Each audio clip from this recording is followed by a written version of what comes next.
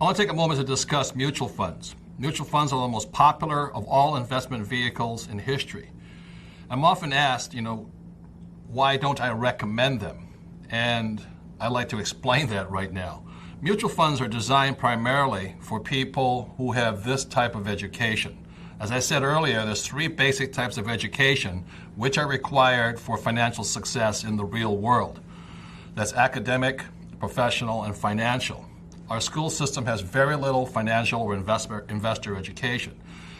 So my poor dad was the man who always said, this is very important education. My rich dad said this was important education. So to answer the question on mutual funds, this is the way it goes.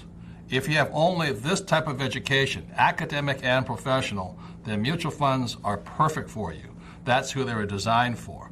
If you want to invest in other investment vehicles, then in most cases it will require more financial education. And it's not financial education you can learn in a classroom. It is financial education that is mental, technically, emotional, as well as physical. You have to do something. So mutual funds are great for these people, but I personally would not invest in them or bet my financial future or my retirement on a mutual fund. And the reason for that is this.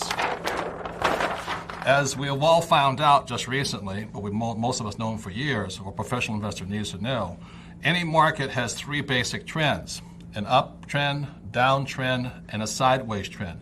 This is called a bull, this is called a bear, this is called a channel market. Mutual funds in most cases do well in a bull market, and they take a hammering in a bear market. So that's why I don't like them. The mutual funds I know lost so rapidly in the crash after March of 2000. The problem with mutual funds, they give you no personal control over your financial future. The market goes up, you do well; market comes down, you lose in the channeling market. So that's why I don't like mutual funds. They give you no control. If you want control over your financial destiny, then you have to have financial education. And that's where richdad.com comes in. It gives you the financial education to take control of your financial destiny.